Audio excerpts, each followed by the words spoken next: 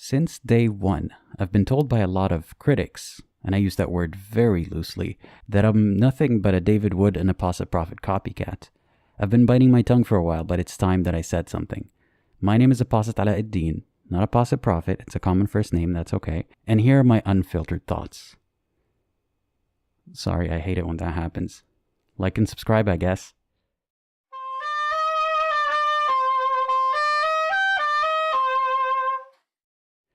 I'm sure you've heard of them by now, and many of you might even follow them. I want to emphasize that these are two separate people, and I'm not grouping them together, but for some reason, I sometimes get compared to both of them in the same sentence. Maybe it's because they're the most prominent figures in the online anti-dawah scene. Maybe because they're so loved by Muslims. Whatever the reason.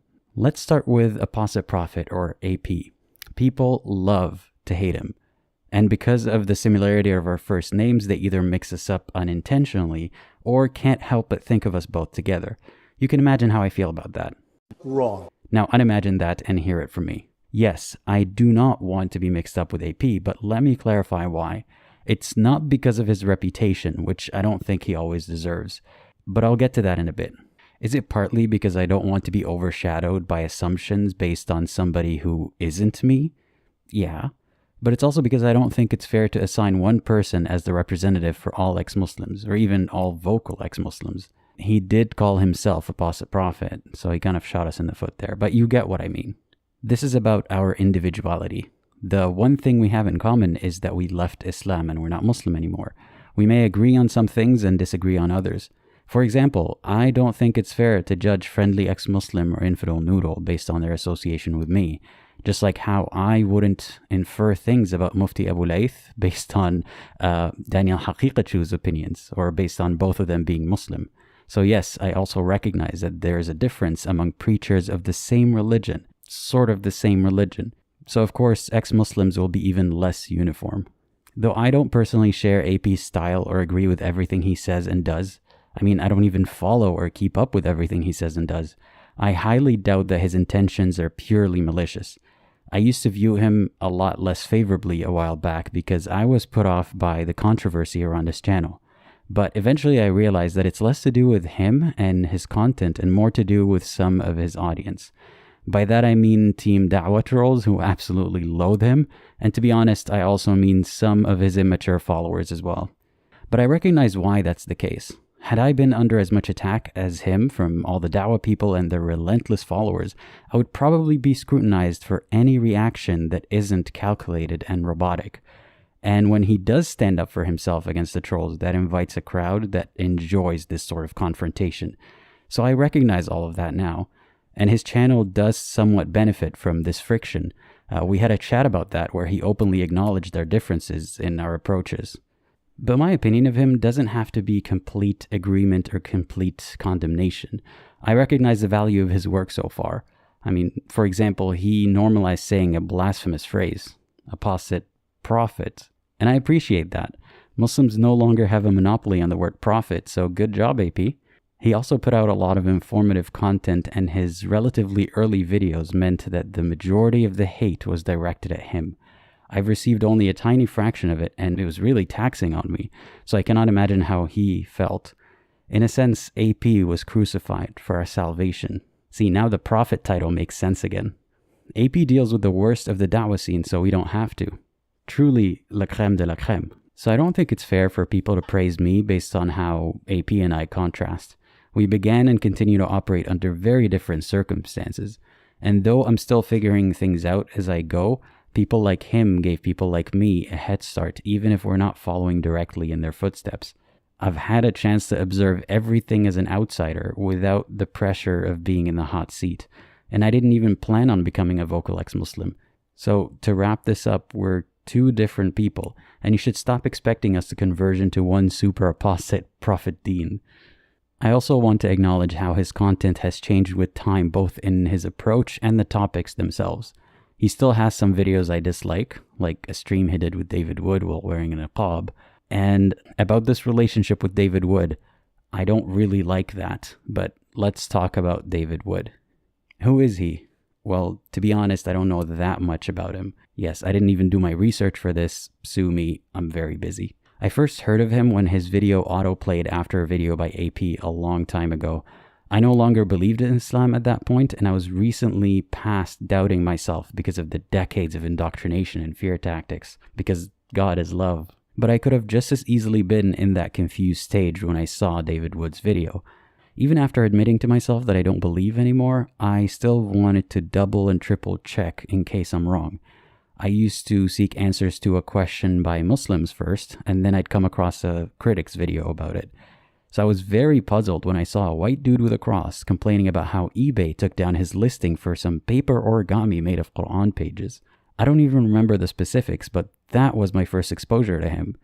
Now, that's not to say that I'm not pro freedom of speech or that I'm gatekeeping criticism of Islam. For example, I like Derek from Myth Vision, and I don't think he shouldn't criticize Islam because he's white. I'm just sharing my thoughts at the time about seeing that particular video by David. My first thought was, who invited you? Let me elaborate. In that moment, I was questioning big picture concepts that relate to religions and gods in general, not just the specifics of Islam or how violent some of the followers can be. I was less concerned about how much of a pacifist the cult leader was, and more concerned with why God only speaks in cults to begin with. I was trying to reconstruct my worldview, and I had just gotten over the scare tactics employed by Islam and its preachers. One such scare tactic is convincing us that everyone is out to get Islam, and that the critics are hypocrites. So seeing a Christian critic complaining about not being able to sell blasphemous artwork wasn't helpful at all. I was looking for support and help, and here's this privileged guy complaining about his eBay auctions. It seemed like such a trivial matter and a ridicule of my suffering while my view of the world was falling apart. And it also gave some credence to the claims that critics of Islam do it for profit. So if anything, the timing of that one video held me back and didn't help me at all. I'm sure that a lot of people were in my shoes and felt the same way. And I'm a little annoyed thinking about how many of them had given up in moments like these before they came across a tiny channel like mine. There we go again. Like and subscribe. It's not me saying it, it's the guy upstairs. Anyway, I haven't really watched much of his content, and I don't intend to. Not out of spite, I just have more to do, and if I'm going to watch any Islam-related content that isn't for my channel, it certainly won't be that. So keep that in mind. I'm not critiquing the truthfulness of his content, and perhaps his tone is a lot different than what I remember, but that doesn't matter to me. I'm just openly sharing what I thought back then and what I think now. And I know I might be crucified for this, but I don't like that he's a Christian. Hear me out. While I'm sure that Jesus and Muhammad are very different and preach different things, at least according to Christianity, being a Christian means that at the end of the day, you have to defend everything in your religion too, or whatever version of it you follow. And as a recipient of this criticism of Islam, it makes me feel very uneasy before I've even assessed the content. To be fair, I think David deserves some credit for helping bring this whole conversation to the mainstream and to a new audience. At least now there's more awareness of the struggles of ex-Muslims and the criticisms of Islam. But again, that comes with a downside. Some of his supporters are absolute trolls who are happy to cheer against Islam in favor of Christianity. Many openly dehumanize Muslims because they're such a foreign concept, as opposed to us ex-Muslims who've lived among Muslims. Many don't seem to care about us ex-Muslims and are more concerned with counting it as a win for Jesus. I see some comments on my videos from such followers. They try to proselytize while saying things like Muhammad is a false prophet. I got news for you, toots. They're all fake. Now, why would the commenter use that terminology specifically? Because David would. Get it? Because it's a play on word. Or they say things like Islam's a satanic cult, when they can't wrap their heads around the fact that most of my viewers don't believe that Satan is real at all, and that Christianity is also a cult. It's like replacing one chant with another. It can get quite annoying. So because I'm annoyed at this general vibe of dunking on Islam in favor of Christianity, that's how I think of David Wood.